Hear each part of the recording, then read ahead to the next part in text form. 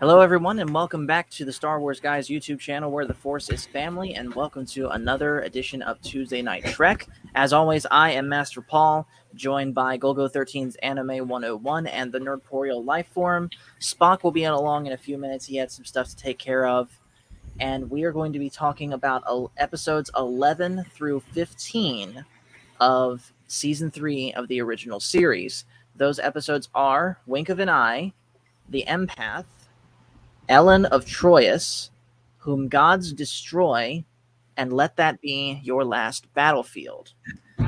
So, as always, guys, this block of 5 episodes overall, what would you say your thoughts are on them? Go ahead, Brian.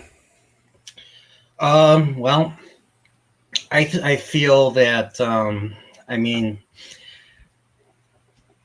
let's just start with I'll start with the Empath. I just rewatched the Empath myself just now actually. I thought it was a really well told episode. It had some interesting editing, to say the least. I'll go that far. Then there's a few others. There's Whom Gods Destroy, which is basically about Captain Garth. And I'll be honest, that episode was just, it gives a really good backstory into like captains prior to Kirk, that era. And they even made a fan film that is widely revered by the Trek community. It's called Axanar. And let's just say, but going back to this particular episode, it was just wacky.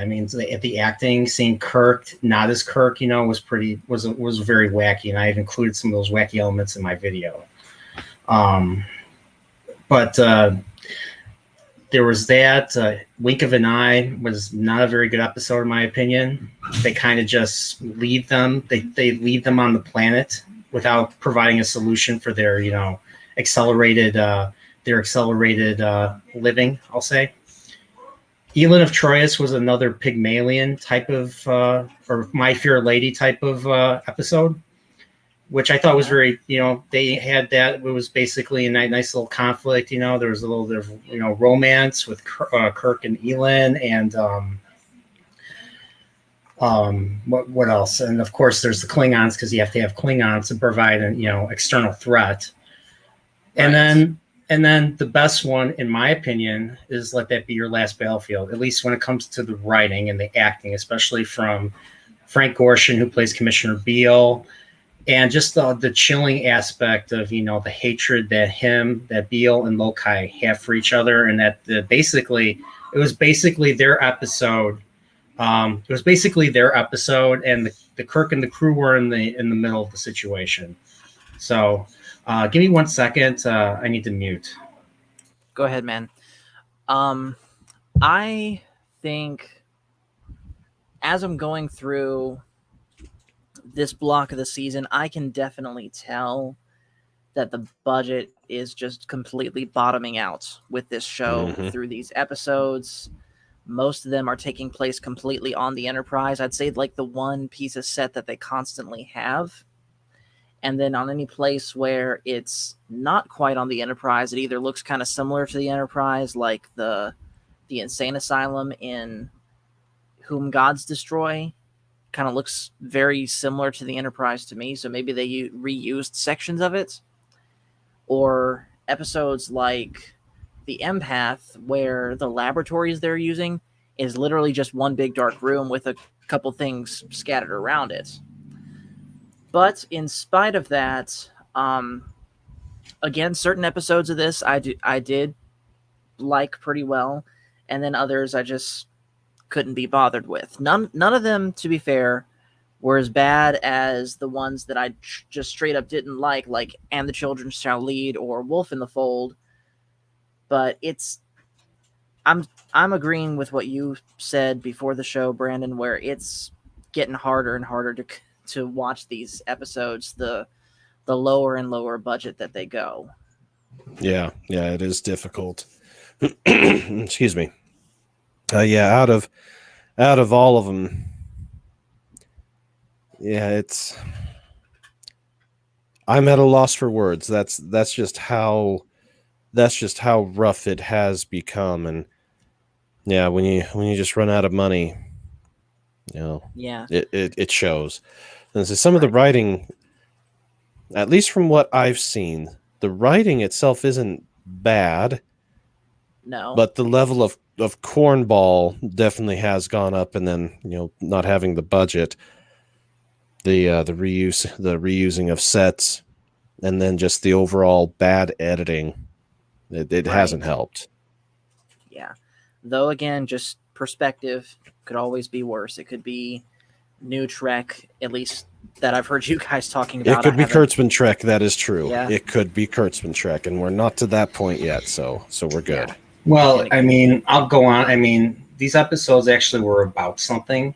Kurtzman episodes are basically serialized to nothing. Like they lead nowhere. They're basically episode by episode by episode with very little to nothing happening. Almost like a Disney Plus show, except worse. Makes sense. Yeah. All right, so let's go ahead and break into these episodes. And by the way, we're knocking it back to 5 this time because 10 was getting to be a little bit too hectic for me to cram into, especially with everything I got going on with work and, of course, trying to knock out the never seen movie list and such. So we're knocking it back to 5, and we may keep it in this format. Plus, with 5 episodes, we can go into each of the 5 episodes into a little bit more detail if there's more detail to go into, instead of feeling like we have to rush through them. Yeah. So with that being said, wink of an eye. This one I was not that big a fan of, just because the idea of Kirk getting sent into what I'm going to call an alternate dimension by getting radioactively accelerated just seemed a little bit too far out there for me, even for a show like Star Trek. And the goal of, well, actually, no, I'm not going to say the goal, but the fact that this group of people who are just as much a victim of this condition as Kirk ends up being, the fact that they're the bad guys, I couldn't take them seriously as bad guys, especially the woman. Now, if it was the lead man of that race of people that was the bad guy, and he was a little bit more sinister than what he was, maybe. But I couldn't take this lady seriously as the villain. It almost sounds like Kirk needed to be bitten by a radioactive spider monkey. Spider Kirk. Yes. And by the way, hello ActionCom, who says these 5 still have characters with motives. And you're right, they do. Yeah, they do. He also says the idea of somebody sped up faster than reality has been explored on other shows and films. Mm-hmm. I believe it, and I'm sure they did a great job in those other shows and films, but the way that they show it here, I don't know, it just doesn't seem to fit in this universe, to me at least. I personally feel this episode wasn't handled that well. From just the like, he basically the phaser, like, she shoots the phaser at the woman in the accelerated state, and it just goes super slow, and it's probably the worst looking effect I've ever seen. Because I remember seeing the box, the VHS box for this episode, and it literally shows him shooting at her. I was like, oh, this episode looks like this, this means business. And then I watched the episode, I'm like, oh no, this episode does not mean business. So, but yeah, the whole idea, and they use this, and then the same idea was in Plato's Stepchildren as well, whereas, a simple scratch or infection in the accelerated state will literally kill you, like it killed that one red shirt that got, right, that accidentally drank the water. So that's how you get transported into the state, is by just simply drinking the water from the planet. I think the planet's called Scalos. So yeah. That also seemed like a little bit too lightweight of an explanation of how that happened. Like, at least make it like some sort of machine that had gone wrong on like a planet-wide, and I'd say even atmosphere-wide level, and don't just drag Kirk into it, drag the whole ship into it, and have the Yeah. whole like almost like you would say a retelling of what was that one episode, the Tholian Web. Like have the Enterprise go through something similar to what the Defiant did, albeit with different effects, and have them try and get back to where they're supposed to be. It almost sounds like lazy writing. Yeah. Which again, as we've mentioned before, budget decreased. I'm sure with the more the budget decreased, the less driven these writers were to crank out amok time level scripts or naked time level scripts. Yeah, and I mean, this episode, like, what was the motivation of Deela and the other Skolosians? Apparently, the men were all sterile. So they needed to kidnap aliens, or at least humanoid aliens, to kind of help, perpetuate the species or something. Yeah. Which I just like, really? Like, how old are these? I mean, like, apparently they've done this, but apparently, according to the episode, this was they've done this before, to other ships and stuff. So right. This was just I don't know. This is one of my least favorites of the series. I mean, this would make if I had to do a top 5 worst episodes of the original series, this would be one of them. Because I even rewatched this one. This one and didn't really. I mean, I didn't hate the episode because I love TOS, almost unconditionally. But at the same time, this was not. I did not get the same satisfaction as I've gotten from a lot of other episodes, even in this season 3. So it doesn't endear you to it. No, it doesn't. Exactly. You're absolutely right. And just as a side note, by the way, Brian, top 5 least favorite TOS episodes might make some good Echo-based TV content. Oh, okay. Oh, yes. All right, so, yeah, really not much else I can say about this one. It just too far out there for me, so I didn't enjoy this one. And this one probably would, in all honesty, make a top whatever least favorite episodes for me too. The next episode, The Empath, was slightly better to me, but again, I could tell by this point that the budget, especially in regards to the set, had dramatically decreased because most of the time the whole show is pretty much just in one big dark room that just has random stuff in it, like a random, we'll call it fainting couch or something, or random pods like what the Bad Batch used to escape the flooding Camino's place. The swooning couch. Oh, Kirk. Yeah. I can see it now. Here we are, my dear. This is the couch for you to lay on while I swoon you. Exactly. Or random chains hanging from a ceiling that we can't see for Kirk and McCoy to get tortured from. Kinky. You just said a no word. Kinky's a no word? No, in that context, I'm just kidding. I guess it could be a no word in that context. So yeah. Yeah. Anyways, but again, the writing of, or rather the idea of, as Action Com says here, the bad guys doing their torture more out of a scientific perspective rather than for pleasure. How he says here they seemed disgusted by their sadism rather than relishing in it. That was pretty interesting. And the idea of Jem, the girl that cannot speak in any other way than communicating with body language and feeling people's emotions, I thought that was an interesting character. And the relationship that all these characters had with Kirk, Spock, and McCoy was definitely, at the very least, entertaining to watch, especially once you realize that basically Jem can take someone's physical pain and absorb it into herself and take on that burden of pain for them so that they can be healed, which ultimately costs her life once McCoy is banged up so badly.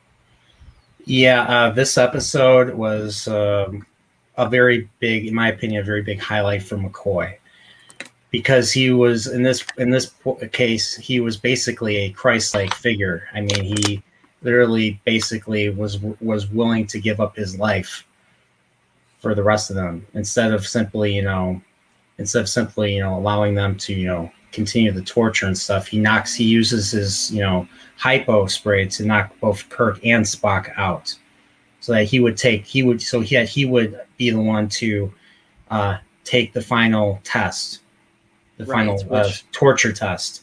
And of course, you see the way they have him suspended, from the chains above. He's like, he has his arms out, kind of like Christ on the cross, almost. At least in my opinion. right. Yeah. Speaking of a Christian reference, at the end of the episode, Scotty mentions "pearl of a great price," and apparently that's from a parable from the book of Matthew. I'm gonna look this up. It's from Matthew chapter 13. Yes, I have Wikipedia up. They actually the episode's wiki on Wikipedia actually has a link to the parable. I didn't read the parable, but apparently someone sells all their worldly goods just to acquire the single pearl, and this basically is comparing the pearls basically a symbol or a representation of the kingdom of heaven, the kingdom of God and stuff. So yeah, I've got it right here. the merchant man. Sorry. Yeah, it's Matthew 13:45 and 46. Let me find. I got it pulled up right here on my iPad.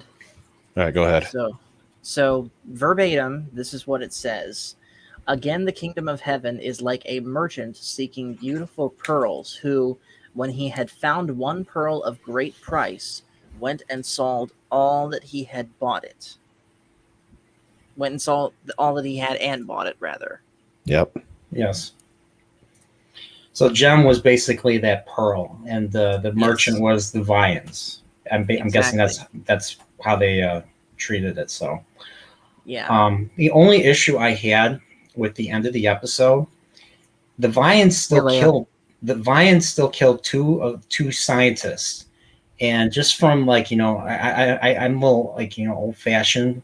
But I like to see, when villains do something like, a no thing, like, kill someone, there needs to be some sort of punishment or something. But at the same time, they did convince the Vians to help McCoy. So in a sense, even though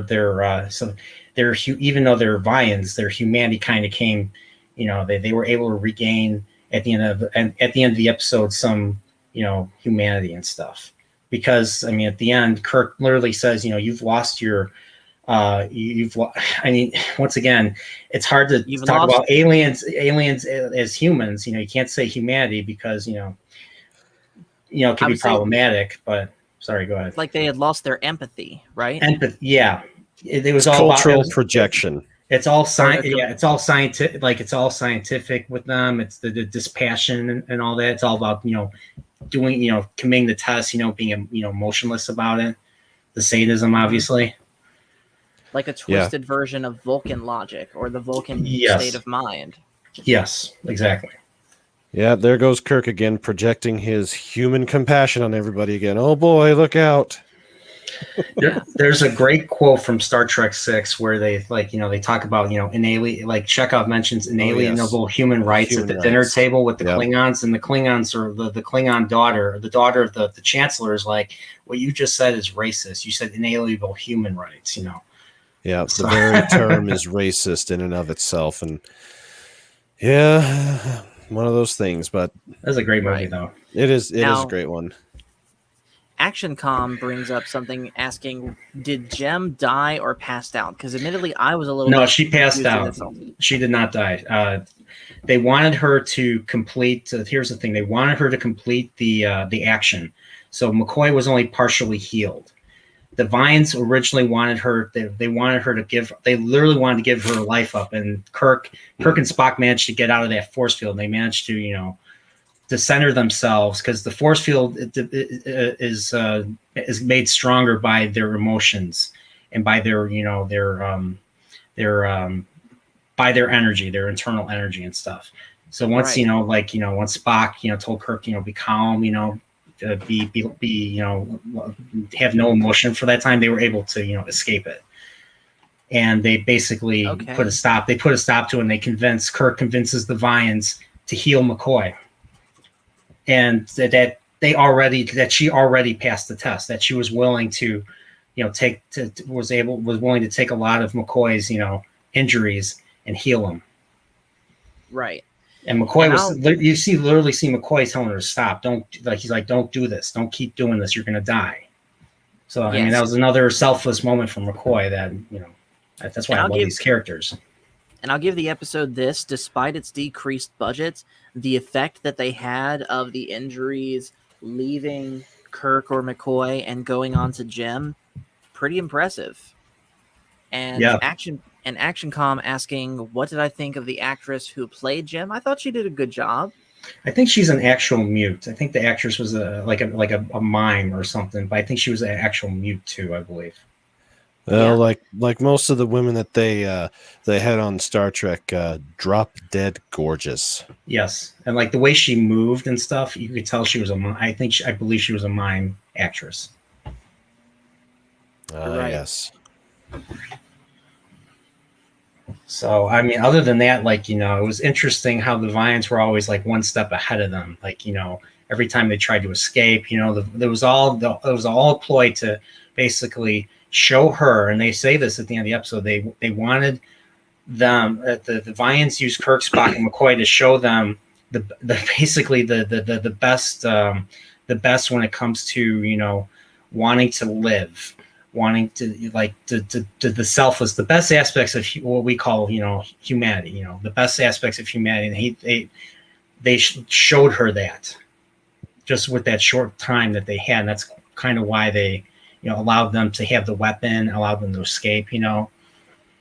Yeah. So I mean, it was they were kind of, this whole thing was basically a long term, or it was like a long it was basically a long experiment, single Indeed. experiment and stuff. So. And another thing that I wasn't quite clear about, something that Kirk said, how he's, at least to me, seemingly implied that the Vians caused their sun to start to go nova and started to have their planet start to die as part of the experiment. Was that actually the case, or am I reading too deep into it? I don't think so. I think it was just a natural thing. The Vians just happen to be nearby. They are capable of space travel, but the problem is they can only save one species. And the purpose of this test is to determine which species is worthy of saving. And so that's why they did. That's why they want to determine. They wanted to determine whether Jem would without any interference risk her life to help another person. And okay. I guess that was the condition of their whether or not they were worthy of survival. All right, because there were two other planets with populations and stuff, but they only have the means to save one with the time that's left to them. So right. And real quick, Brandon, what you said here in chat, most of the women they had on the show were drop dead gorgeous, and yes, the lady in this episode was no exception, but she is still the most beautiful person that they had on the show, hands down. Diana. Yeah. Yeoman. No, that's from the Apple. Yeoman Landon. I forget her actress's name. Yes. Oh. Yeah. Yeah. Mm-hmm. Yeah. Yes. It's just a shame. It's a shame this show happened in the 60s, because if this show happened today, I would be simping hard for her. I liked who was really I really liked the android Andrea from What Are Little Girls Made Of, and the way she talked to was just like completely very completely sexy. You must be Captain Kirk, Yep. And by the way, just as a side note, I didn't say hello to some people earlier, but hello to Leia Rose, hello to Pacific 414, hello to Darius, hello to especially the legendary Tron. I hope you got the video that I sent you earlier, man, of the song that I wrote for you. And also hello to Alan Copeland. Hail. Hail all. So, all right, so the next episode is Elon of Troyes. Oh, by the Elon. way, hello, Elon. Yeah, Yeah, hello, Elon. by the way, to Punk Waddle. How you doing? And there's nothing wrong with being a normie, man. Nothing Well, wrong with that at all. yep, he's one of my mods, so Awesome. treat him as you would treat me. Great. Absolutely. Absolutely. All right, so Elon of Troyes. I actually really liked this one just simply because of the fact of how obnoxious the princess in this episode was. Just seeing her just go completely crazy throughout most of this episode until she, I'm going to say purposefully, started shedding crocodile tears for Kirk to dry and let that toxin take him over. That was not that was no accident. She meant for that to happen. Yes, she did. Yes, she did. As a way of escaping this political marriage of the Trojans, or Trojans. Yeah. That was all really cool, and just seeing her trash the wedding gifts that the ambassador had given her, and him being like, "Okay, I can't deal with this. You need to let me kill her because there's no reasoning with her." But he's like, "You're no better than she is." Exactly. But they were a war for so long, So like stuff like that. There's always going to be growing pains when it comes to arranged marriages like this. For the sake of for the sake of alliances and stuff, because that's how they did it back in the day. You didn't want to go to war, you send a daughter off to get married. Mm-hmm. And the women shall swoon over the great Captain Kirk. Hence why he is the greatest captain of all. Besides the fact that he had hair. Exactly. Because apparently she was Kirk. Apparently Shatner's bald. I've never seen a picture of him bald, but they always keep saying that he's bald and that he's been wearing a hairpiece the whole time. I'm gonna look this up. I find that kind of hard to believe because the most recent pictures of him were he had done an interview or that just a few days ago, and his hair looked short and it all looked like it's supposed to be where it's supposed to be, but what do I know? Yeah, I mean, like Takei kept saying that during his roast. When William Shatner had George his roast. Takei, so yeah, I know, but I figure I didn't think he was lying about that because I saw there's another image of Shatner playing his brother, and he was bald in that one, so that's kind of why I kind of suspected.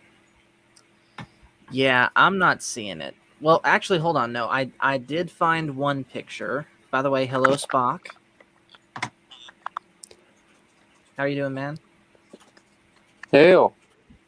Greetings and salutations. I think you mean greetings and felicitations. Yeah, close enough. We are honored by your presence. How's everyone doing? Everyone is doing good. We got off on a tangent about talking about how William Shatner may or may not actually be bald this whole time. And I did find this picture right here, which I can't tell if that's... No, that's fake. Never mind. But there's this picture where you can definitely tell that his hair had thinned. So, like, when I heard he was bald, I was expecting, like, Patrick Stewart bald. But certainly not this. Well, if you look over at the one color picture, second row, first one, that's about how he looked. That's about how he looked a few years down one. This one. That's about how he looks now. Yeah, and that don't look fake at all. No, it doesn't look fake to me. If it is, I want to talk to... Well, if it is, any of you guys that do end up with the male pattern baldness should go talk to whoever weaved that rug, because that is, if it is fake, that's mighty damn impressive. I'm bald as a bowling ball. Yeah, I can tell it's going to be in my future just looking at my dad. I've been I've been told all my life I have his hair. I still have it, thankfully, but who knows? Yeah. Well, in my family, it's either go gray when you're 18 or start losing it when you're 18. I went gray and my brother went bald. Nice. ActionCom, while we're on this subject, said Sean Connery was wearing a wig since his 20s, and Spock just changed cameras, I'm guessing. Everything okay, man? Spock, you okay? I think his communications are being jammed. I think so, too. Oh, Hold on. man. But yeah, Connery wore a hairpiece the entire time he played Bond in the 60s. I believe it. And by the way, this one right here, hold on. Presented without comment. Yeah. Oh, man. There you go. I know we want to avoid diving into the realm of politics since that's not the focus of the channel, but that's a good one. I'll give him points for that. That is a truthful, nonpartisan statement. Observably. You're right. By the way, Spock, I think ActionCom might have intended this one for you. Oh my gosh. Who wouldn't want to be in Leia's arms? Well, my Leia. sensors just got jammed. Sorry. Sorry to hear about that. All right, so Spock, we were talking, of course, about episodes 11 through 15 of season 3, and we just talked about episodes 11 and 12, and we were about midway through talking about episode 13. So just to really quick get caught up, your thoughts on episodes 11 and 12? Well, I remember the empath a bit more. I'm not very familiar on Wink of an Eye. It's been a bit since I've seen that. But I remember it had something to do about them investigating a distress call. It did, and it ended up with them meeting hyper-accelerated aliens, as Amazon Prime describes it, and Kirk becomes one of them too. Correct, yeah. Yeah, that was one of those, alien influence episodes, which are very interesting. They are, but I definitely believe that there were other episodes that did this 10 times better. 10 times better, correct. Yeah, this was one of the dry episodes in my opinion. The empath was a bit more entertaining with the fact that they, encounter one of their first empaths. I guess I don't remember the empath in this episode if she was ever considered a betazoid, but very similar in that respect with the I'm guessing betazoids. a betazoid. I'm guessing that's something that comes up in a future series. Yeah, TNG. Yeah. Deanna Troi is a betazoid.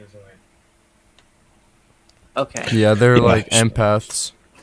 Well, beta Zeds are full empaths, not just feeling they're full telepaths, but half ones like her ended up being more empathic as opposed to telepathic.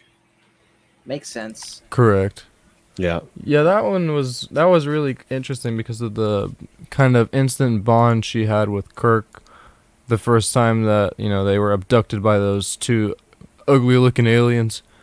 Because they all thought that, she was trapped there in prison just like them, but, they were just testing out her emotions just so whatever they, projected would be imprinted on her. Do you think the vines looked a lot like the Telosians from the Cage? That was like the first thing that came into my mind when I first saw those two.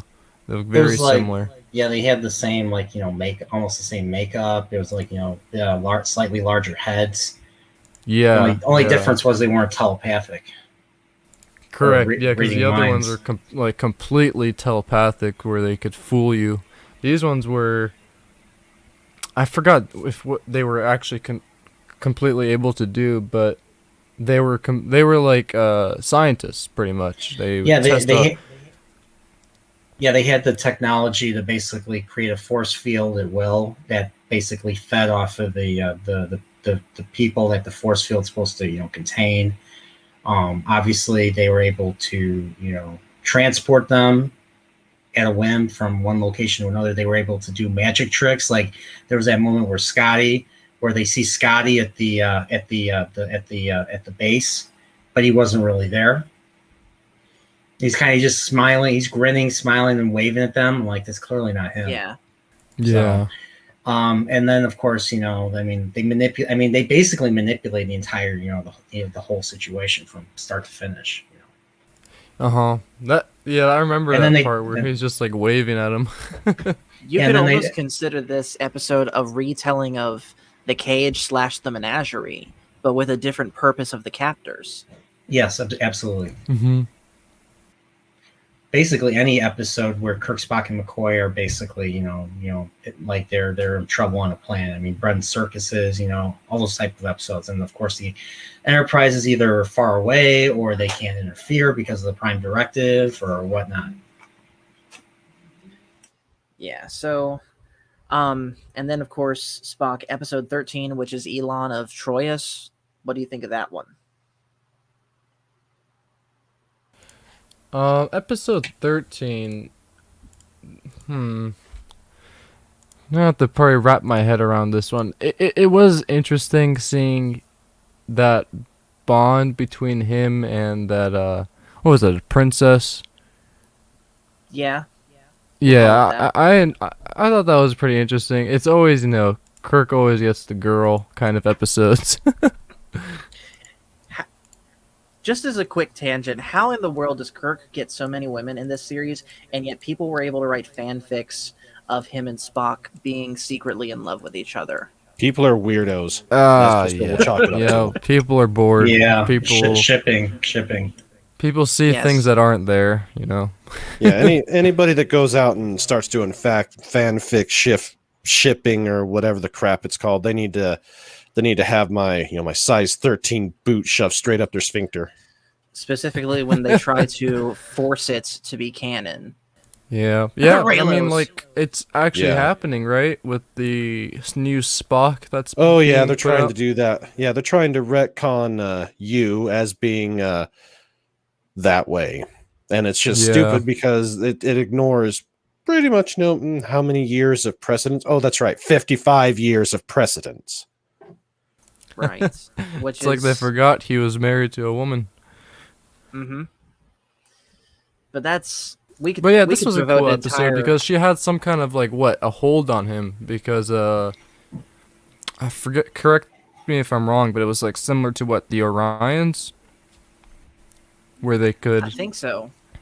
kind of manifest some kind of Pheromone or something. pheromones. Yeah. In this Yes. case, it was tears. Tears, that's it. Yeah, that was Yeah. interesting. I'll have to admit that much. Where the tears were pretty much the whole cause there. So yeah, the episode did have a bit of a, this was another type of situation very similar to Journey to Babel, where they're carrying, they're carrying an ambassador, they're carrying like this is a very sensitive type of mission. But in this case, it wasn't nearly as sensitive, but it was almost the same exact situation. Basically, they're basically while they're transporting the ships, there's some sort of there's like one of the party, like in this case the main chief of the guard sabotages the ship and commits suicide to allow the Klingons to basically destroy them. I don't remember Yes, I don't remember. I think it might have been just because they just didn't want the marriage to happen. I forget exactly the reason why. I think she had mentioned that he wanted her. Oh, that's right. I'm not sure what the Klingons, because the Klingons, we see the Klingons and for the first time with their D7, their white D7 ships and stuff. Even though the episode aired well after Enterprise incident, where we see the Romulans using those same ships and stuff. Right. But I'm not sure what the Klingons' interest was with this. Why they were Yeah, involved? Like they were just kind of there just to provide, an external enemy for the ship to, engage or something. Which was Maybe- also the same as in Journey to Babel with the Orion ship. Right. Maybe you could say that maybe the Chief of the Guard character had like promised the Enterprise to the not the Romulans, the Klingons. And, the Klingons perhaps hope to take back the Enterprise and kill everyone and No, take it back as a prize. the thing was that he sabotaged it so that it would blow up. He sabotaged like the crystals. He sabotaged. So if they went to warp or fired their weapons with the dilithium crystals that he sabotaged, it would have blown up the ship. And they wanted the Klingons wanted that to happen so that they won, to prevent going to war. They wanted to make it look like an accident. So I'm kind of confused on the motivation of destroying the Enterprise. Yeah. But again, Writing problems rearing its head again. I mean, yeah, pretty much. The writing, I have to say, in my opinion, was still okay in season 3, but definitely was like a downslide compared to the first 2 seasons. yeah, like 'Cause I they said, just completely lost budget, unfortunately. they did, and the more budget they lost, I think, the less motivated they were to write episodes on the caliber of, say, The Naked Time or The Menagerie or Amok Time or things like that. Yeah, because Roddenberry himself was not really present this season. I mean, he was pretty credited as a producer, but that's it. Like Right. he wasn't there at all. He didn't write any episodes, and that drive for quality, I guess, just wasn't there. Yeah. And the producer Fred Freiberger just tried to salvage the best he can with what he was given with this final season. I think they all knew it was going to be the final season because I think this season 3 was begrudgingly Given to them. Yeah, it was because of all the fan writing and all that. And they attempted it again, fan letters trying to keep it, give it a season 4, and that ultimately failed. They're like, no, they put their foot down. They're like, nope, that's it. So, but yeah, this episode was one of the better. I actually, this was a very entertaining episode. I really liked. I liked the interactions. I liked the drama, and of course, the fighting the Klingons and stuff was pretty cool. Seeing a Klingon ship for the first time in the series was a big plus. Because of budget. So, yeah. By the way, ActionCom asks another question. Do you think Kirk got over the princess? I would almost guarantee he did. Over time. Yeah. I mean, it was one of those things where he didn't get a cure. And there's like they're like, oh no, there is no cure. So, but it was just something that only time can heal. Right. When hasn't he ever gotten over somebody that either chased him or that he chased? Yeah. Yeah, and plus there's a bigger girl. It's like the Paradise Syndrome. I don't know if he really ever got over that lady, but I mean, he probably doesn't even remember her, if I'm correct. No, if you watch Continues, there's a whole episode where he correct. back. Yeah, He thinks back he's on all of revisited them. by them, Stooge's ghost. Yeah, I have to rewatch that one. I've only watched that one once, but yeah, there was an episode where he literally he's having. Sorry, Scrooge. I don't know if he's having visions or something, but yeah. I can't wait to rewatch. I can't wait to rewatch this show rewatch Continues for Tuesday Night Trek. Yeah, I'm looking forward to it, hearing what you have said about it. I've seen it pop up in my recommends on YouTube, but I have purposefully avoided them, because I want to get to them in due time. Yes, of course. All right, so next episode is Whom Gods Destroy, and I actually really liked this one because as you mentioned before I want to say either before the show or at the very beginning, Brian, showing the backstory of what other captains aside from Kirk were like, before his time. And it's a great case study in how far one can fall from grace just with one incident. And seeing how I'm gonna call him this. This guy, at least to me, seems like the Joker of the Star Trek universe. At least That's that I have actually seen really so funny. far. Yeah, it reminds me of that too. But I really liked seeing Lord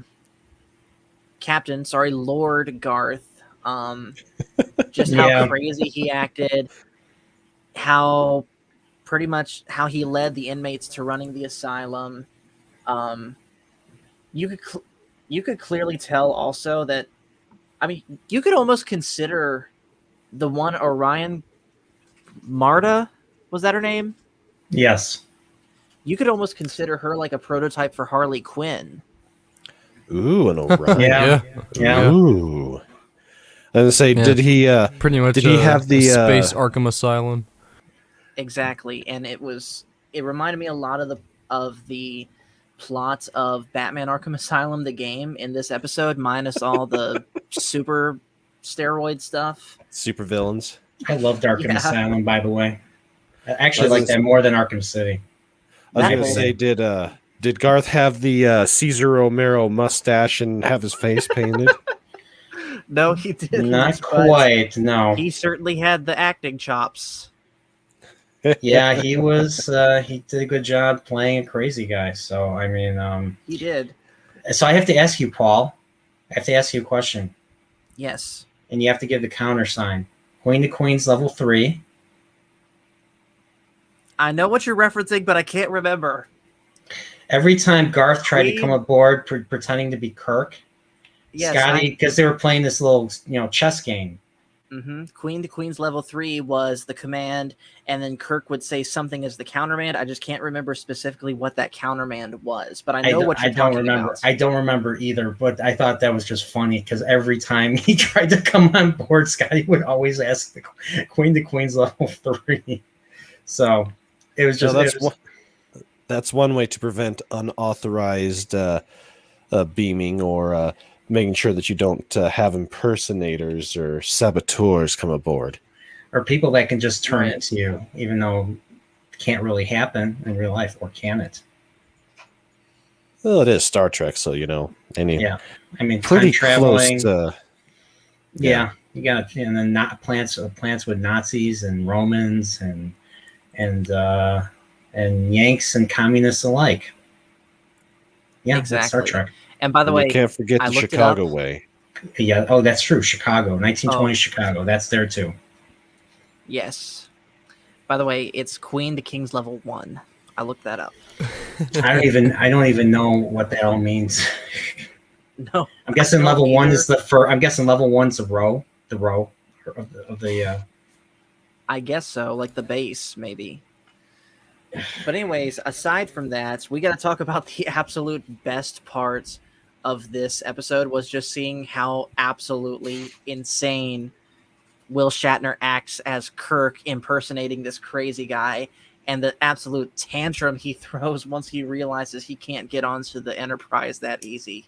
Yeah, I had that very clip. I had that very clip when I was talking about like the best of humanity, just to be ironic and stuff. So, but yeah, like he's literally like shaking his elbows, and then he goes and he pushes those two guys away like an open door and stuff. And he gets on the ground. He literally starts hitting the ground with his fist. I'm like, Yeah. wow. I was watching it. I was like, Captain Kirk. well, he was like, no, and then he turns into Garth. Exactly. I have to ask, was this the first time we've seen a Tellarite? I don't think so. No, during we the saw Babel. him- Yeah. Oh, correct, yeah. Yeah, and they try to get into a fight with your With father. the Andorians. No, with your father, Sarek. Yeah. Ryan. The episode with the Andorians. Is that the first one we saw the Andorians, or? Yeah, Yeah. that's I real. think Yeah, it that was. yeah. Yes. Trinity Babel was a really big world building or universe building episode for the original series. They had a mock time. Oh, That's yeah, why it those is. were great, It and they're was. both Spock centric. So really shows like the political issues in the whole universe there. Yeah. Yes. Now, one other thing I want to discuss about this episode, because again, it's the standard Kirk and Spock break from a prison in a very, smart way. But something that Action Com said here, the show has an interesting take on insanity. He became insane because he was injured badly. What do you guys think of that idea of how they portray mental illness in this? I mean, remember Wolf in the Fold? Like, they thought Scotty could go insane because he hit his head on a bulkhead or something. Same Very idea. true. Yeah, same idea. I guess that was the 60s. It's a product of its time. Now everybody's, I have mental illness because of, it was hard growing up and stuff like that, We don't think of mental illness like, through physical injury. We just think of, through like emotional stress or perhaps something you're born with hereditary. Yeah, something in the brain, perhaps. Right. You hit your head hard enough, you can cause issues, and if you hit it just wrong, it can cause issues with the various parts that do control emotional state and all that other stuff. So, not out of the realm of possibilities. I wish you hadn't said that, Brandon, because if you remember, I hit my head last week at work, and oh, that's right. How have you are You you okay? feeling okay? Do you I'm have fine. any? You're not do you angry have at me, any are you? angry? I'm good. Okay, Did you no. come up with an I'm good. idea for the flux capacitor? Yeah, that's true. Yeah, how did that happen? He fell and hit his head on the sink, right? That was He the fell off a toilet, I think, trying to change a light bulb or something stupid like that. Or no, changing a clock. He was changing Yeah. a clock because time travel. Get it? Right. By the way, ActionCom says here, hitting your head can cause a brain lesion that can make you violent. Yeah, There we go. I 100% believe that, and best example of that, and I will not go into detail, but look this guy's name up, Chris Benoit. Yeah. Oh, yes. Yeah. I know who he is. Look Yep. that story up. Won't go into detail here. That's awful. I Yep, remember I hearing about remember. that. Very tragic. It was chilling. It was. But anyways, and also as ActionCom says here, it's right. This is not not the only time Kirk fought himself, because he fought himself in The Enemy Within. And Correct, yeah. So he ended up. An interesting episode, to say the least. So he ended up kicking his own ass. twice. Yeah. And it happens again in Star Trek in one of the movies. Oh, that's Oh. right. That's right. Interesting. Forgot about that. And he literally says to himself, "I can't believe I kissed you." Oh, you must have been. I forget how. That must have been your life's life. ambition. Exactly. Oh, yeah, exactly. I had that little clip without the dialogue in my my trailer that I made for those 6 movies. It was just Apparently it was just a it's, funny. Apparently it's in Star Trek 6 that happens. Yeah. All right, so last episode of this block that we're going to talk about is Let That Be Your Last Battlefield. And getting this out of the way right off the bat, this one was really on the nose with its racial messages. Oh, Yes, yeah. absolutely. Definitely. And I'm still not 100% certain what I think about that, because back in its time, because admittedly, I'm looking at this episode through today's lens, where everything upon everything upon everything, entertainment-wise, is inundated with some race and or social justice message. But this, I can see where a message like that in a show truly would be something not usually done in the way that they did it. And for that time period, I respect it. But I could also see, sorry, go ahead.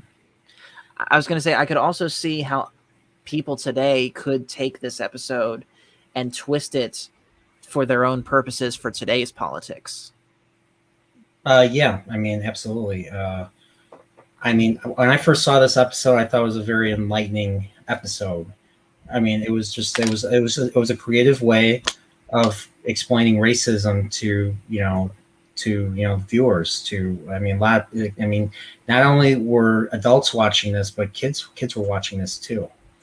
So I mean, just the concept. I mean, just the concept of showing what racism can lead to was very chilling. I mean, how did it end? It ended with they go to the planet against their will. They go to the planet Chiron, and it's Right. dead. It's dead. Like the people like just killed each Literally, other. like fought Yeah. themselves to complete extinction. It was Exactly. actually very sad when that happened, and the remaster was nice too because they actually decided to redo all of the chunks that were exploded from that planet.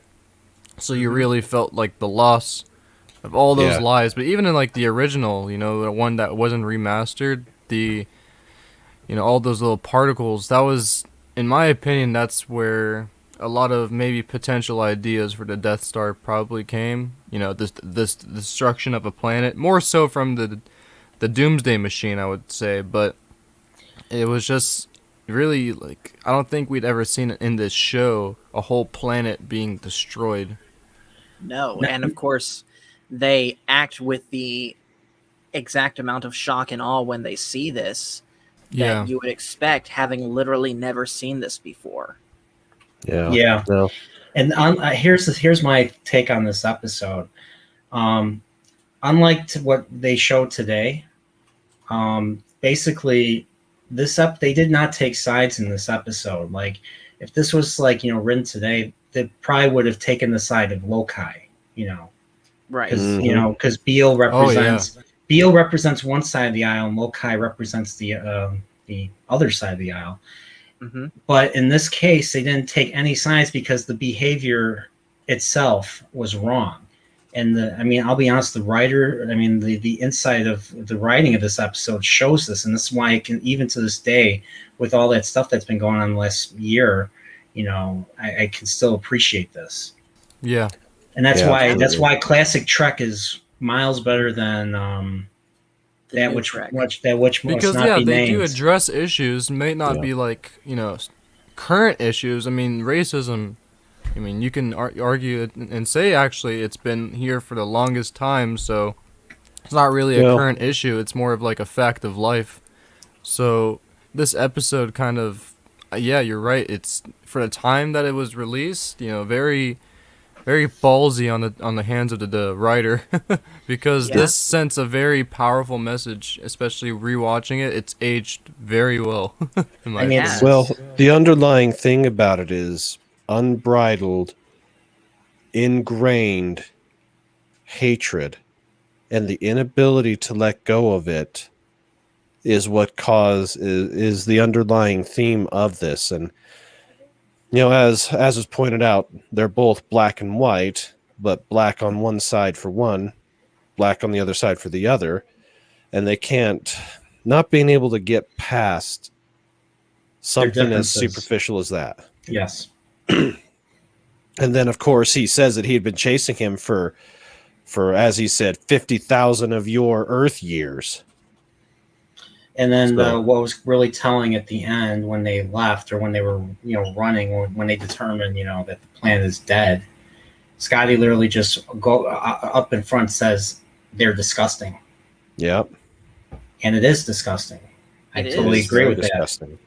Yeah, not being able to let go of your hatred is it's something that we are suffering with right now as a country, but also as a world. And it's always been present, but it feels much worse now than it's felt, at least in my lifetime. And I agree. this particular episode is extremely poignant for today. And I would say, getting past the racial side of it, which was poignant for then, it's poignant again now, but as I said, I think the hatred aspect, or the inability to get past the superficial, that's where we're at right now as a country, and it's a very dangerous place to be. And you saw what happened to their planet. They killed each other. I mean, it's Complete annihilation. it's the concept of simply othering people. Once Yep. you other And- people, then there's differences, and once there's differences, it can lead to stuff like this. So there's Dehumanization. Yeah. Yes, any type of dehumanization is going to lead to conflict, and it's going to lead to suffering and death, and all those things that Yoda says, hatred and stuff, in Revenge of the Sith. But there's few things Action Com brings up in the chat that I actually agree with. There is one thing that I mean, I know this was a cautionary tale, but I think there should have been some sort of resolution for Beale and Lokai, like giving them a chance to start anew, as or something as part of the Federation in some capacity, even though there's just two of them left. So Well, they were told that they could, Kirk said they could come back with them. Action It was asked offered. And they rejected it. Yeah. Yeah. And that's what happens when you take anything to its logical extreme. You get so ingrained with it, in this case hatred, that you can't get past it no matter how beneficial it is to you. Until there's nothing left, they're just going to keep going at it, and they basically damned themselves to more or less an eternity on their own and hell, self-created hell. Yeah. Now, what were you about to Action say, asks Spock? earlier, actually, do you think that Kirk was bluffing about the whole self-destruction? I don't think so. No, Not at all. No, captains don't. They don't. Yeah, because if they're caught bluffing, then that's an issue there. Then they won't have their issue resolved. The whole point I think he was trying to make is that we're gonna do this. You think we're joking, but we're actually gonna save everybody by blowing up this entire ship. It was a cool little segment, and they've reused it in the movies. I won't say which one. Yeah. The only part, the two main things that I have against this episode are the edits, some of the camera work, and then I'm curious. I'm curious. Can you elaborate? I'm wondering which edits. Yeah, when they went to Red Alert, they'd have the camera do a quick zoom in and a quick zoom out about 4 or 5 times. That was nauseating. They never did that before. And the other part that I didn't overly care for was the super tight shots of Leonard Nimoy's eyes and James Doohan's eyes. I thought that was pretty. I actually thought that was pretty cool. But that's just me. Yeah, that's not for me. Although, with Kirk being continually challenged and him basically reasserting every time that it was just basically like I'm the captain. No, I'm the captain, and then they just started dancing around the whole thing for about 5 minutes. I thought it was funny to a point, but at the same time, this particular being obviously has certain powers. They don't explain why. He just has the ability to take over control if he puts his mind to it. A rather advanced telekinetic technique, if you think about it. But even as good as he was, being able to control the thing, he wasn't able to stop the computer until he decided to sabotage the computer. So going back to was there bluffing? He didn't think they were bluffing because he damaged that part of the control system, so that way they couldn't do it again to him. Right. Yeah. Now, real quick, before we move on to the next, before we close out our discussion on this episode, hearing you, Brandon, talk about how much the message of this episode could apply to today without, going into too much detail, reminded me of one of the spoken word recordings that Leonard Nimoy had done, one called A Visit to a Sad Planet. And I just found a link to what the lyrics to that were. And Spock, if you don't mind, would you mind to read that for us, since you are Spock and it's written no as problem. Spock? Yeah. Let me see if I can find it. It's in the private chat. Oh, I see. Okay. Well, that's being pulled up. Let's share this, what you shared with us. Let's talk about Janeway's coffee addiction or Picard's tea addiction. Would you think that by that point in the future, addictions would be history? Obviously not. He's not wrong. No. Yeah.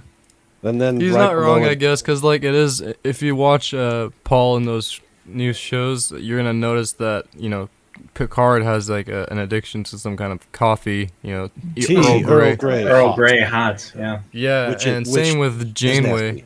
What about Cisco? Did Cisco have like a? I mean, A he was baseball. addicted. Baseball, yeah, baseball. Yeah, baseball was his obsession. And That Archer was water polo and his dog. Yeah. Archer was Porthos.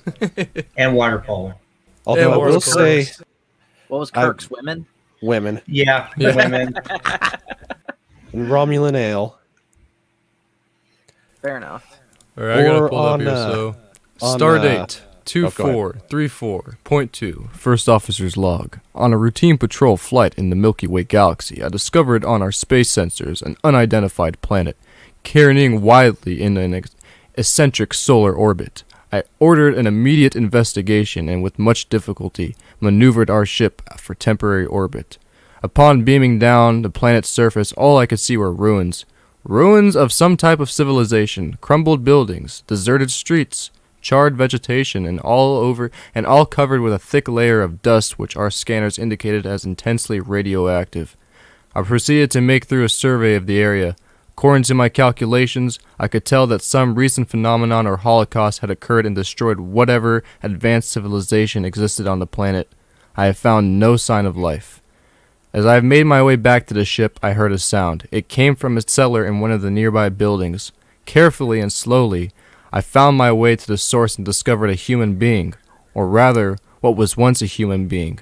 A scarred, disfigured man lying in the rubble. When I questioned him, he told me this had once been a great world. They had abundance and plenty, intelligence, beauty, love. There was enough for everyone who lived there. But the inhabitants were never satisfied. They wanted more, they wanted everything, and they started to quarrel among themselves. They could not live in peace, and they tried to destroy each other. In doing this, they destroyed everything, their abundance, their plenty, their own, their intelligence, their beauty, their love. He told me so far as he knew, he was the only living thing left, but that he knew he was dying. When I asked him in the name of the planet, he replied, "We called it Earth." That's chilling. It is. And that's powerful by itself. When I first heard that, because it was like long before I ever watched this episode, but when reframed within the context of what was going on and what the end result of with this episode, makes me wonder whether or not Leonard Nimoy wrote that with this episode in mind. Oh, I'm sure he did. Yeah. The ending So- part of that entire log really gives you the chills, because the guy says we called it Earth. It's just like, whew. Yeah. And again, without going into too much detail, makes you think about today. Yeah. All right. Yeah, that's so- that's like an interesting perspective, because it's coming from somebody who's not human. So it makes you think about, a story of where something like that similar happens to Earth, where we just completely fight each other over dumb things, and we actually end up destroying literally everybody. And it's always like, well, what would the aftermath be like? Say an outlandish idea, an alien comes and visits Earth while all of this is happening and finds everybody dead and has no reason why, except for one survivor, and tells them something very similar to this. That would just be very chilling. It would Indeed. be. So I kind of appreciate the perspective Spock offers in this. I agree.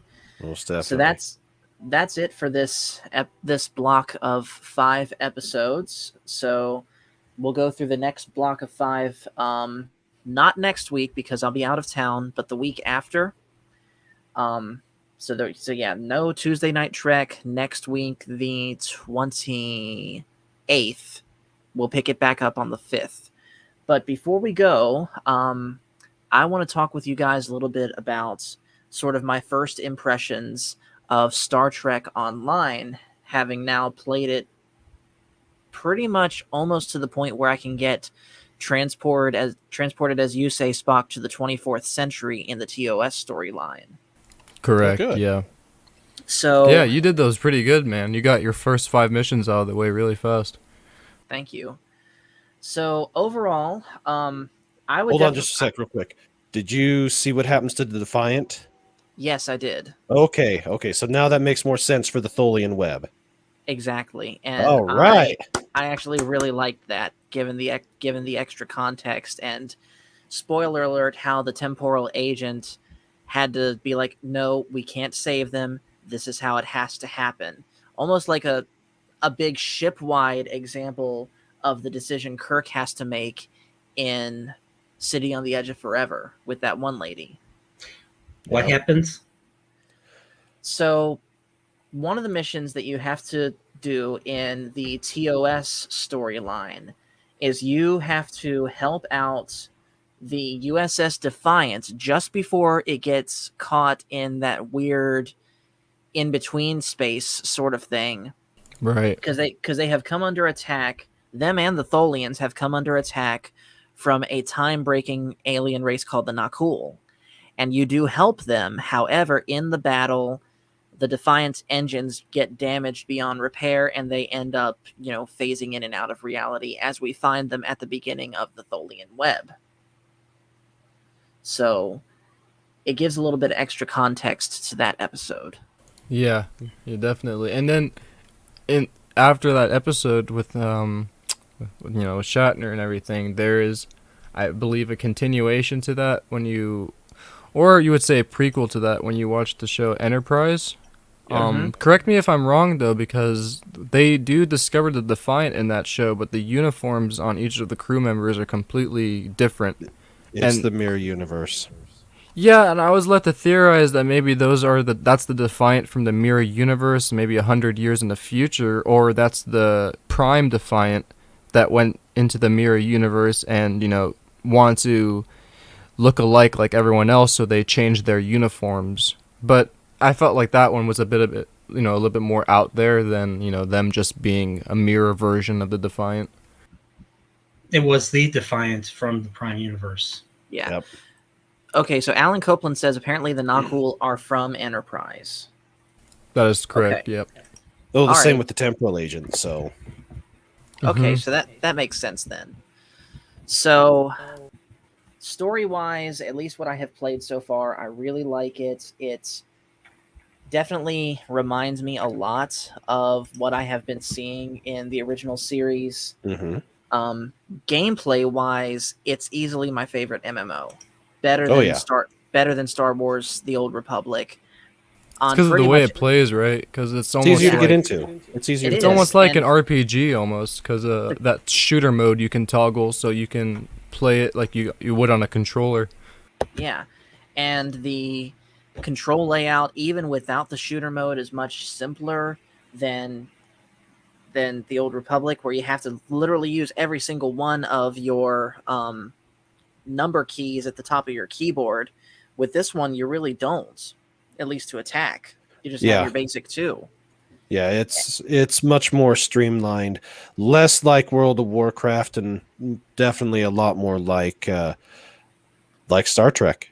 And If yeah, you guys have played DC Universe Online, I would relate it to that. Obviously, graphics are different, but you have Yeah, that same kind of streamlined, ability with the controller on the game and the UI layout. It's all very.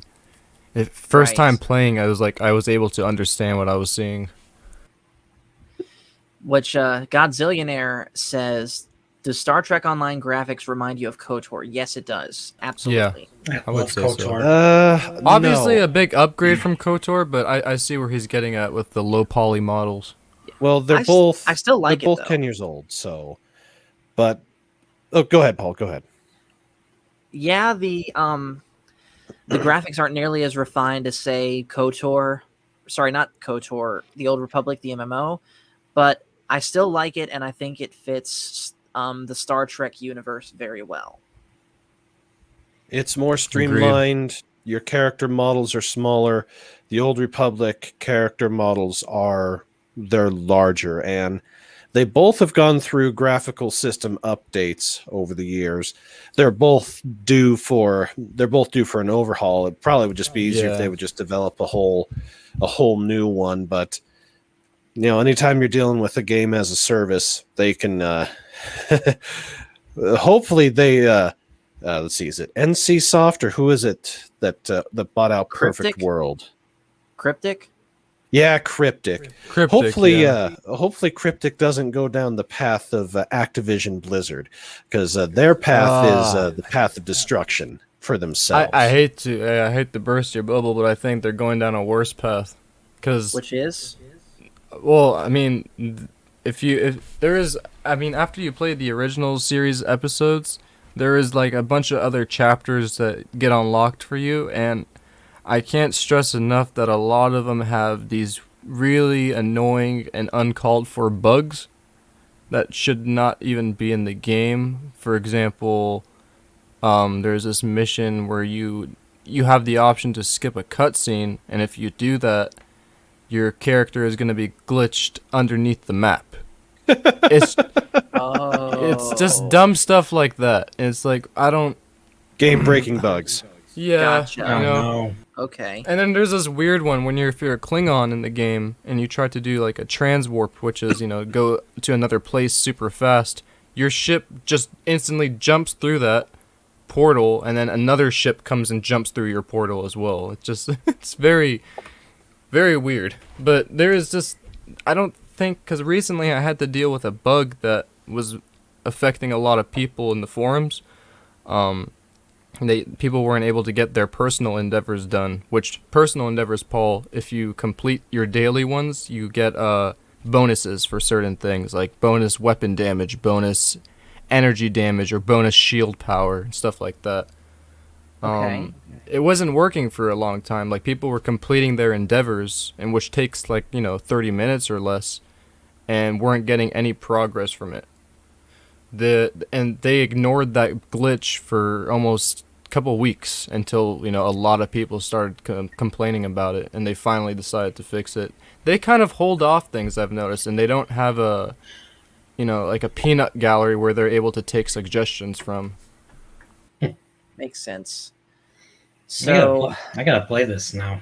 I have to play. Yeah, it's a great game. it's worth it. Great game. And hey, yeah. if you do start playing this, Brian, get with Black Dragon. He apparently has a coupon for a T6 ship that he can give you to get one for free. I still need to get mine, but He is can help you amazing. out. Yeah, he gave me one, and I was like, oh my gosh, I can finally get the Narendra class. It's an awesome ship, by the way. That's So there's it's still some similar- things you gotta pay for in this game. Yes Yeah. and no. There are yes and ways no. to do things, but when I first played, the highest level ship that I got was the refit Defiant, and then the All Good Things upgraded version of the Enterprise. That's still my favorite ship, that particular version of the Enterprise D. But even though it's got the Spinal Lance phaser, it's awesome in the show, but not as good as as it should be in the game, or at least it wasn't the last time I played. But now let me ask you this: what class did you get, and what ship did you start off with? me, Yeah. I started pretty much with the default ship for the TOS timeline, and I was tactical. So I was a yellow Okay, so shirt. if you're tactical, so you went with a Constitution class then? Whichever one has the weird cannon-looking thing underneath the bridge area. Okay, Let me that's see. different. Let me see if I can find it. That's been a while since I've looked at. Darius says STO is set in the Kurtzman Prime timeline. That's the one thing I would change about it. I agree. I mean, it's like, what, set 10, 20 years after the show Picard? So we see, what everything... I don't really like that, it's... I guess they have no choice since to, feature that stuff. Yeah, But part of the license from my deal. knowledge, the game is just a sponsor. Like, they're not even owned properly by CBS themselves. Like, it's not Yeah, they a don't. direct game from them. Because if they were, instead of a sponsor, they would have a lot more I would assume help, and the Zen store would most likely be cheaper. So the Romulan Right. supernova happens in this game, in this online game. No, I don't think so. I don't think it does. But you do see. Oh wait, well you're right, it does. But you do see an interesting way of why that happens. I'll admit that. Does much. the Empire survive? I mean, There's Picard didn't do a good job in explaining that. No, I was gonna well, say, yeah, you they didn't can- do it. They did a horrible job. Like the Romulans, after the extinction of Romulus, they go to another planet, I believe, in Yeah. the Gamma Quadrant. New Romulus. Yeah, you can you can play as a Romulan, and the first, I think, if I remember correctly, the first 10 levels of it are specifically revolving around the choices that you choose to make as a Romulan, and then at the end you get to choose to either be part of the Federation and do all theirs, or be part of the Klingon Empire. But they have a better explanation for everything in this, and even though it's Kurtzman Trek crap stuff, I did play the Mikey Spock version character. Captain Lorca is fine. I don't mind him, but they, as compared to the rest of it, they did interject some of the less desirable aspects of that show. Let me just put it that way. But once you're past it and you meet the temporal agent, then you're back on track as if you were playing starting in 2409. So, yeah, there's that. By the way, Oh, Black let's see. Dragon, I saw that you popped in here today. Welcome. As soon as I am done with the stream, I will be getting on. If you want to get on with me to help me out with that coupon, I would greatly appreciate that. And by the way, I know you were asking about it earlier. I did find a picture of the starting ship that you get in the TOS storyline, and it is this one right here, which apparently, what did they say this was, a pioneer utility? Mm-hmm. I actually Okay. really like that ship. It's actually kind of cool. Yeah, it is. Because I think what really wins me over for that is the decals on it. Because it gotcha. very, very much fits the 23rd century. Yeah, that it does. Yeah, the 23rd century ship models that they have in there, they're all decent. And even, looking at the standard starting classes, you can start with a Miranda, a Centaur, a Shikar, or a Constitution class. Who would have thought that something that old would still be in action that late Exactly. into everything? But Great ship, by the way. Yeah, even with the extra, the variants of it, even most of the variants look really good. Mm-hmm. And that's the thing you'll see. I don't know if you've done that yet, Paul, but you have the option to completely, customize your own ship. It's really cool. Some ships I haven't gotten into that yet. It's really, it's nice because you have the option to not only change different hull pieces and whatnot, but you can add a whole tattoo on the ship or even change the interior or lights on it.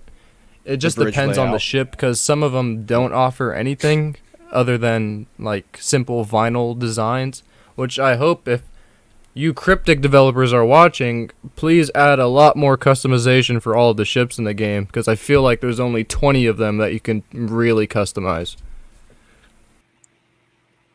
Yeah.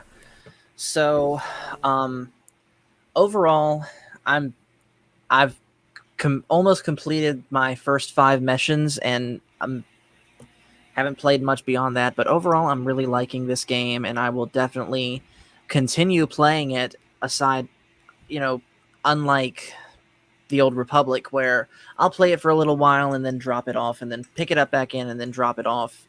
I'll probably be playing this game for quite a while. Yeah, I need to get back in it and keep going with my new character. I had 2 level 50 admirals, but when I leveled them, they didn't have about 3 or 4 current sub-quest or sub-things in place, like the crew stuff where you can send off members of the crew to go do specialty missions to get other stuff. I stopped playing before that even came in, and trying to be honest, I don't really. I mean, I've heard a lot of people recommend doing that because of the dilithium you receive. But yeah, you get extra resources. So I don't know. I've never really invested into that. Neither have I invested too much into research and development? I mean, I know they give you a lot of cool things like the weapons, the consoles, and there's some even specific consoles you have to get from the research and development. But honestly, I think if you're just diving into the missions head on, and say you complete all of the side missions as well, completely leveling yourself up, understanding what ship build you want to do, because since there's sort of like a system to it, there's 3 different builds you can really choose from in the game. There's damage per second, which is DPS, and then there's tanking, which is something I like to do, which you just, you take a bunch of damage and you don't have to worry about anything. You basically protect your friends on your team. And the third one would be science, where you just launch AoE a bunch damage. of gravity wells. Yeah. That is impressive, Black Dragon. I currently have 18 active characters. Dang, yeah. That's crazy. a lot more than me. That's have really one. impressive, yeah. Like, some people I know have separate accounts of different characters, and I'm like, how? It's just way too much. I have 6 active right now, but I only really use 4 of them. I need to get a lifetime membership, and that'll give me extra stuff. Very much worth it, I'll have to say. Yeah. Recently they did the 50% off, which dropped it to $150 rather than being $300. Wait a minute, they did that right now? No. That was, I believe, in March. Shoot. Yeah, that passed, but the fact that they did that this year means that, because I was talking to Black Dragon about it, and he said that they've never really dropped it that low before, really to maybe 30% off to where it becomes from $300 to $200. But a lot of people got lucky that month because they dropped it to $150, like minus $200 right there. Yeah. So, one thing, though, I do got to mention about this game that I'm not the biggest fan of, and that is whoever they got to do the voiceover for Spock, at least that I've seen in TOS, he sounds nothing like Leonard Nimoy at all. Well, Leonard Nimoy did do some voiceover for this before he died. He did? Did Yes. you? Did you see the part where whenever you level up, it says "Congratulations, Captain"? That was him? Yeah, that was him, or at least it was. Wow. Yeah, I They believe might- that was during the same year, or maybe a bit earlier, when he was filming for the J.J. Abrams films. Yeah, I do remember all the stuff that he had done. He had done quite a bit for it, and there was one mission where you did slingshot back to TOS time, and you talked to the Enterprise, and it was Spock that responds as opposed to Kirk or everybody else. And Right. yeah, it was Nimoy, but since he passed, I have no idea. I haven't listened that closely, and I haven't progressed a new character far enough along to know if they're still using him or if they had to switch it because he died. All I know is that whoever it is that whichever voice actor uses Spock to talk to you in that moment where you're actually given your ship sounds nothing like him.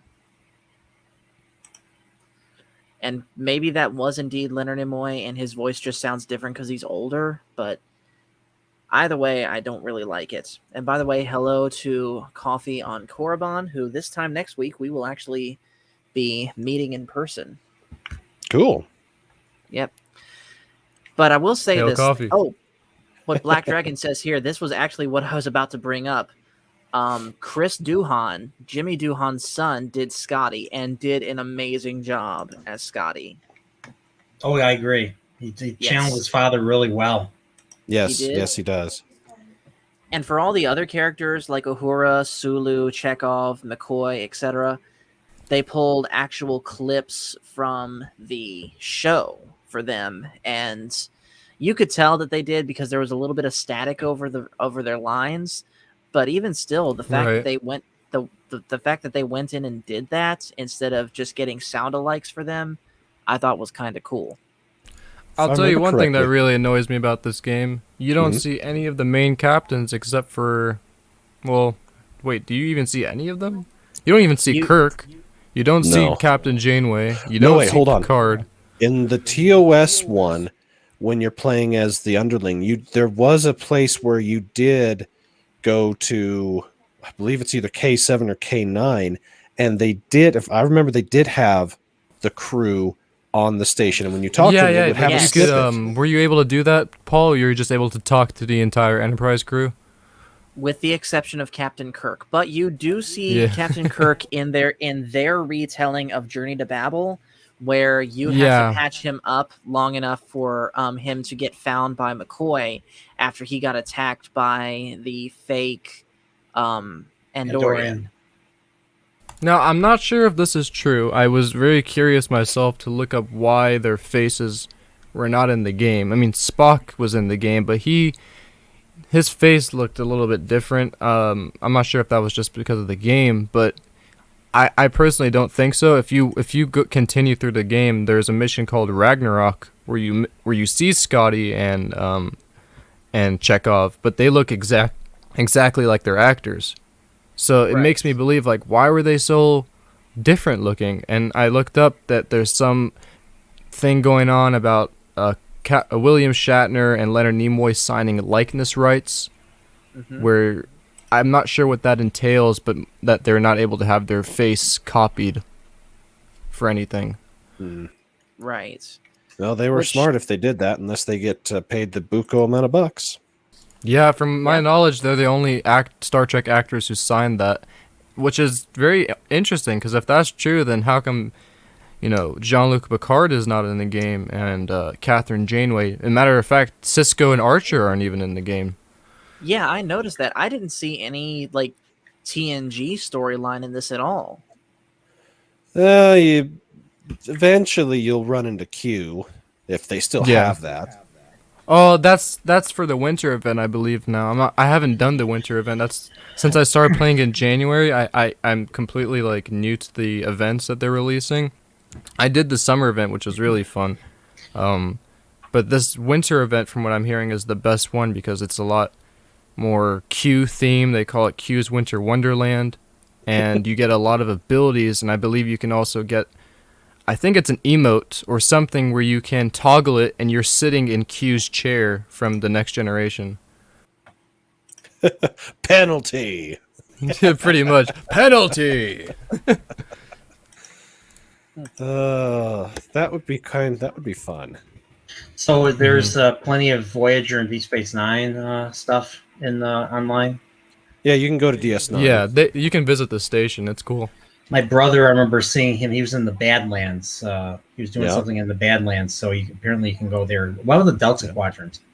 Yeah, there's a lot of battle zones, which mean if you're not even doing a mission, say you've beat the entire game, there's just random skirmishes happening within the entire universe, and you can just fly into that, go into the Badlands and shoot a bunch of Terran ships if you want, or go into a Dyson sphere and fight a bunch of Voth, which are a different alien species they introduced in Star Trek Online. Interesting. Yeah, you can fight It's the really Borg. cool. They introduce a lot. I have to say, even though it's set in Kurtzman's Trek, they do their best trying to make sense of it. Because from what I was gathering, we've seen the Ilachi. They're a species I think you first see in the Enterprise, but in the game, we see them using the same kind of mushroom technology, I would assume, that the Discovery uses, where they're able to just instantly transport themselves. Kind of making me believe that, okay, maybe this is explaining how they got hands on it. Maybe they encountered the Ilachi, made some kind of deal, but if that's the case, right, we would have seen evidence of that in the other shows. We would have seen something of that. They would have definitely recommended that to Janeway instead of creating a giant array to talk to them, Obviously, this thing in Discovery about adding a mushroom warp drive was just completely new and inconsistent with all the previous shows. Right.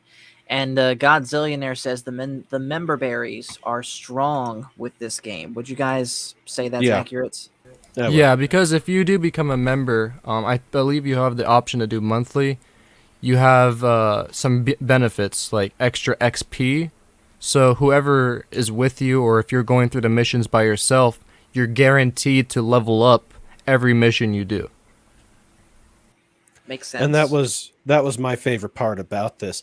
I could hop on, do a mission, didn't take all that long, and if I had things to do, great. I got a level, I could come back another day.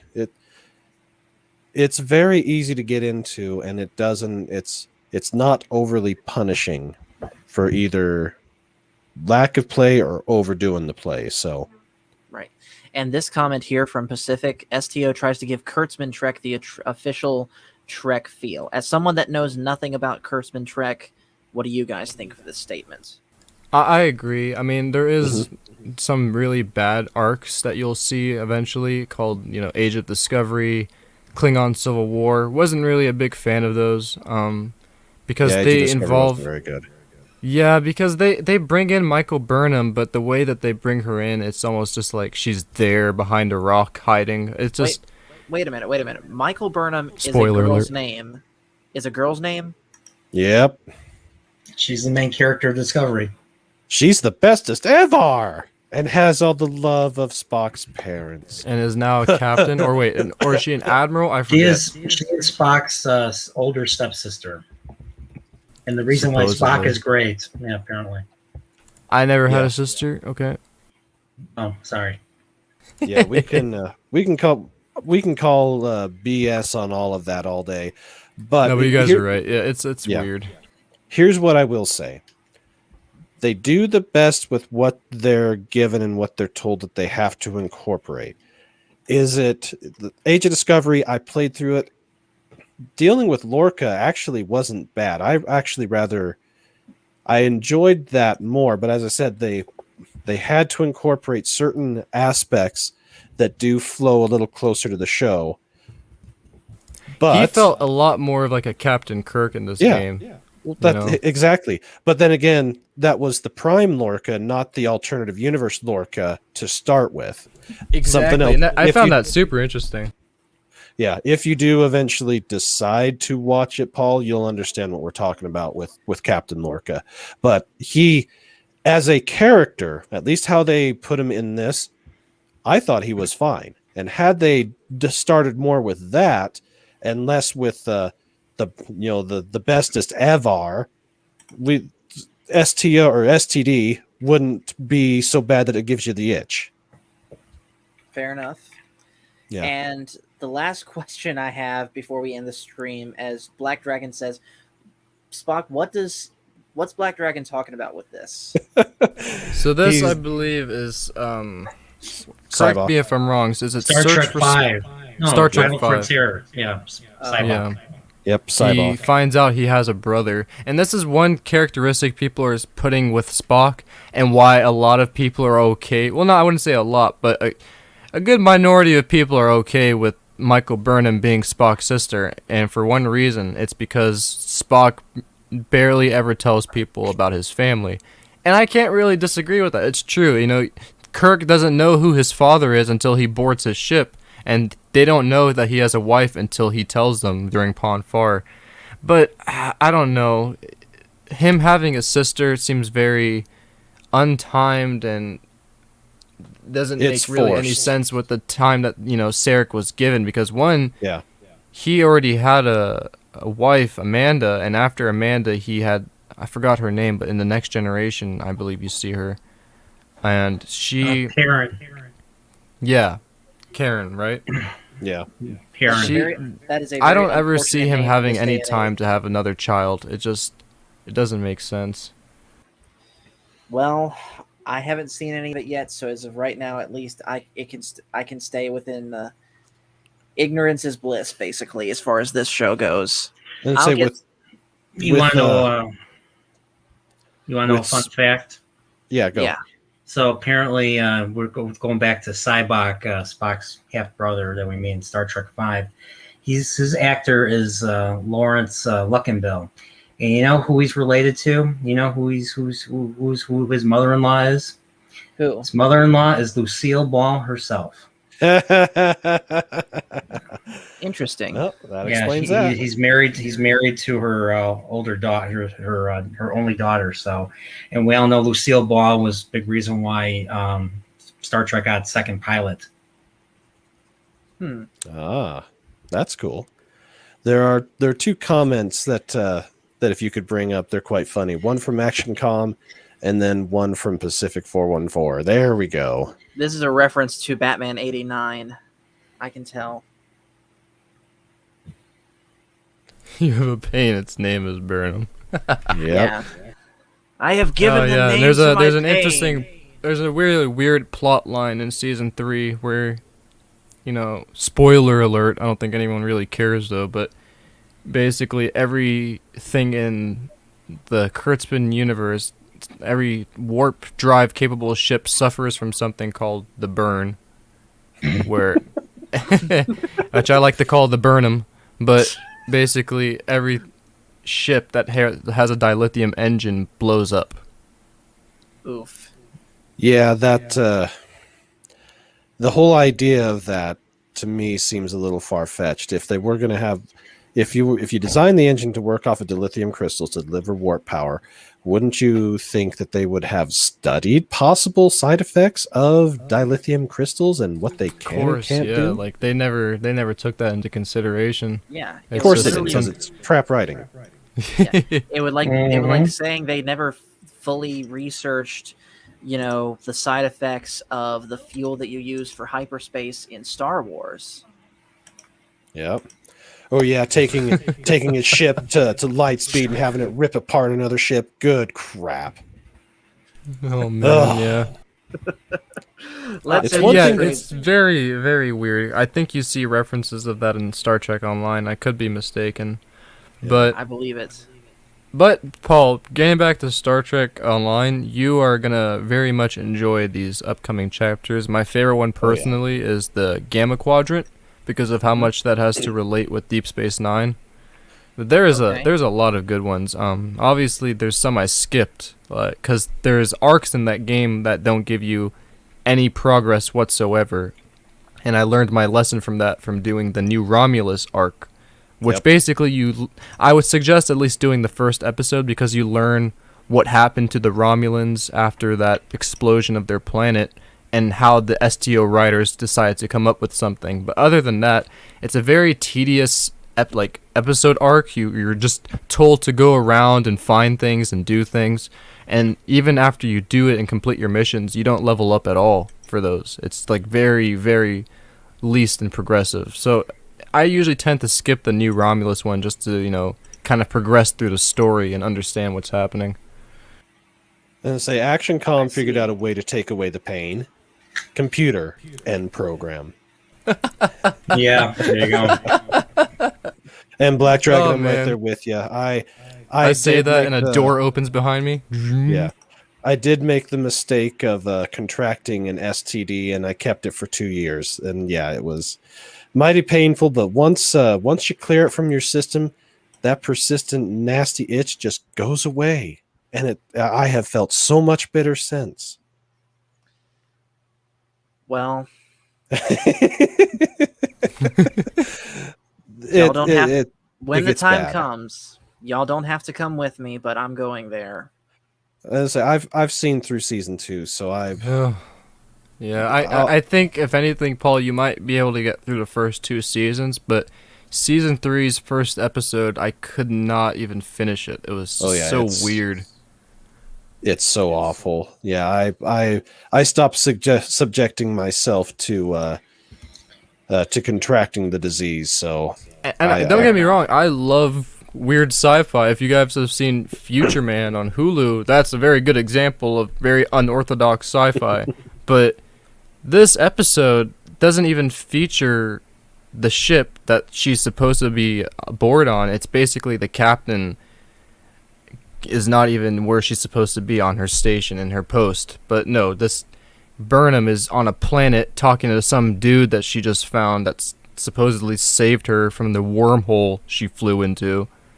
And it's just very weird, because in the end it starts to look like a Harry Potter film where they're training some new kind of sea creature. It's like, what the heck's going on? It's trying to be Star Wars. It's trying to be a fantasy. I'll be honest, I didn't even watch this season or Lower Decks because Picard broke me. Season 1 of Picard just broke me. I just Picard the first was episode terrible. broke me. Not Yeah. the first episode. It was really like the whole episode. I watched through to the end and I was just like, this went nowhere. Mm-hmm. and they killed Data again. I'm like, why did you have to kill Data again? Either bring him back or leave him alone.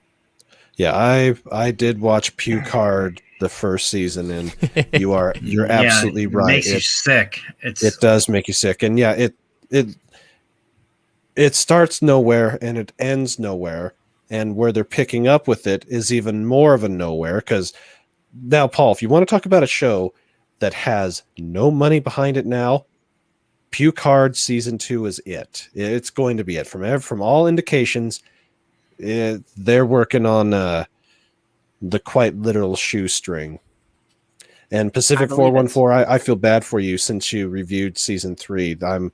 I'd hate to see the rash that left on you. I tried to rewatch a clip of the season 2. I think it was episode 13. It was the finale of season 2. It's just very unpleasant to watch with the all the lens flares and the angles that they choose to shoot on. Yeah, they think they're being very cinematic, but it's just not. very It looks horrible. yeah, it's very. It's very uncomfortable. Those, it's that's the influence of the cinematic Antichrist Jar Jar Abrams. You want to be cinematic. You follow someone like Stanley Kubrick. Picard season 2 is going to destroy Q. I agree, Godzillionaire. I agree. They're probably going to use Q for a little bit, and then, like I said before, Guinan is going to kill Q with her newfound powers. You remember that finger pose that she did in Q Who? Well, they're going to give her powers, and she's going to kill Q. You can count on it. If I'm wrong, I'll be very surprised if I'm right. And Locutus has shown up. I am Locutus of Borg. I am Locutus of Hello. Borg. Your existence as you know it is over. Now you will service us. Yep. Number one. And then he's like, resistance is futile. Number one. Yeah, a lot of people were speculating that Q is actually going to save the Picard series. No, I don't think so. We can all dream. Because, I thought, too, like, maybe he's going to, like, turn Picard back into a human, because he literally has that ability.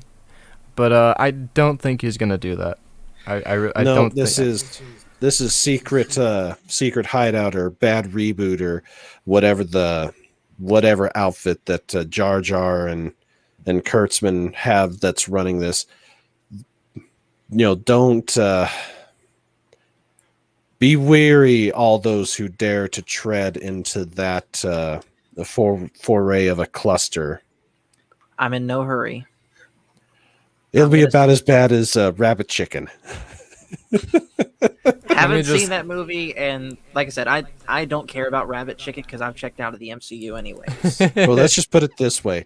I have heard some rants, and I have heard some funny things that come out of Rabbit Chicken. I think you and I have heard the same rants. Shout out to Mexican Iron Man. Yeah. We love him. Well, guys, I think we're going to go ahead and end the stream here. This was a great stream. Thank you guys, as always, for doing this with us. And thank you guys for watching this. Like I said, we will be back not next week, the week after. And we will be talking episodes 16 through 20.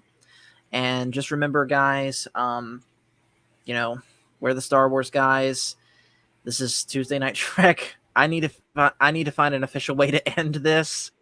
But just remember, the Force is family. So I'll see you guys later, okay? And Black Dragon, I'm going to go hop on Star Trek Online now so we can get that coupon thing taken care of, okay? So I'll see you guys later. Peace and prosperity to everybody. Live long and prosper. And I'm going to beat you, Mexican Iron Man.